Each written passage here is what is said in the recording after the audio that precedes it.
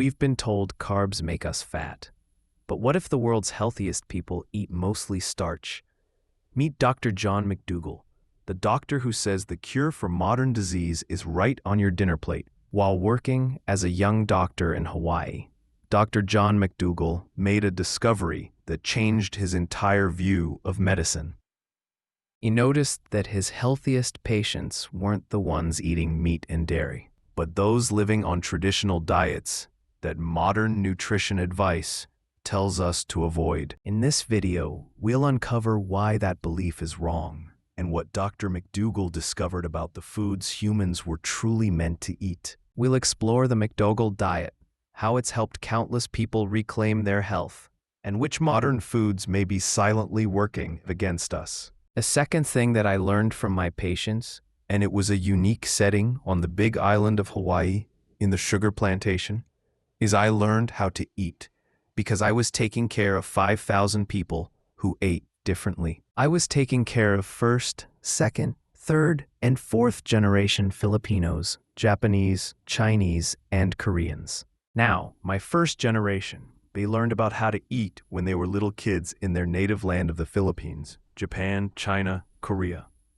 They learned a diet of rice and vegetables. And then they had the fortune of moving to the Big Island to start new families, a new life. But with them, they took their original diet and they continued to eat rice and vegetables.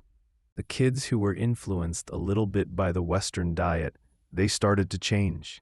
And by the time you got to the grandkids, you were looking at people who ate the traditional Western diet. Now realize these are people of the same genetics, same kind of work for over 100 years on the sugar plantation. Yet before my eyes as a doctor, what I saw people living on rice and vegetables, no dairy, just a little bit of meat at most. Trim, healthy, hearty people. No MS, no arthritis, no diabetes, no heart disease in that first generation living on those traditional diets. And then I watched the second generation get a little fatter and sicker as they abandoned starch. And then third generation, which feared starch, rice, corn, potatoes, and took on meat and dairy in their diet and oils. They got fat and sick just like every other American. When you stop doing things that make people sick, they get well. So what is the diet for human beings? What is the diet for human beings? Well, history would tell us what that is. The bulk of human beings have lived on starch-based diets. We have evidence from 44,000 years ago that said that the Neanderthals lived on starches. And from 30,000 years ago, we have population studies in Europe that about people living on starch-based diets. I mean, that's pre-agriculture, so they say.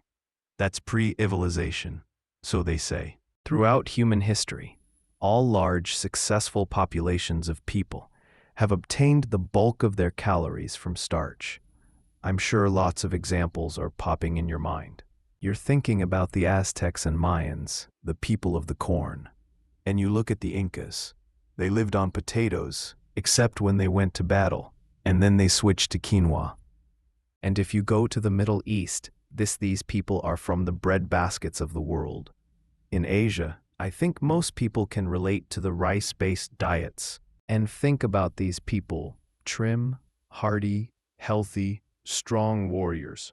The diet of human beings has been traditionally and always will be a diet based on starch with the addition of fruits and vegetables. What happened is people became more effective at gathering calories. The richer people in each and every society, what happened to them? They no longer had to eat the starches. And then as time went on, more and more people were able to eat like kings and queens. And you recall King Henry VII in his court. What they look like Americans, that you'd have people that look like kings and queens and are sick with diabetes and heart disease and cancer and multiple sclerosis. The human being is a starch eater. You're going to fix dietary diseases by fixing the problem, which is the food. All right, let's get one thing straight. What kind of high-carb diet is Dr. McDougall really talking about? Let's first explain what high-carbohydrate, low-fat diets are. These are diets with lots of sugar. Sugar is made by plants. Only plants make sugar. The kind of sugar I'm talking about is formed in natural sugars like starches, vegetables, and fruits. Is not refined sugar like they put in Coca-Cola. Okay, you have to be clear about this. It's adequate in protein. Starches, vegetables, and fruits are loaded with vitamins and minerals. Has plenty of fat to nourish your brain, even children's brains. That's the kind of diet I recommend is high-carbohydrate, starch-based meal plan. But here's the surprising truth. When people cut down on carbs and follow low-carb diets instead, studies show their risk of death goes up, not down. Let's look at the science behind it. There have been 3 major studies that have addressed the effects of low-carbohydrate diets on disease and mortality. They are published in the Annals of Internal Medicine in 2010. The animal low-carbohydrate score was associated with a higher all-cause mortality. The second study in the British Medical Journal, low-carbohydrate, high-protein diets used on a regular basis are associated with increased risk of cardiovascular disease. The third study, low-carbohydrate diets were associated with significant higher risk of all-cause mortality as published in the open-access journal P1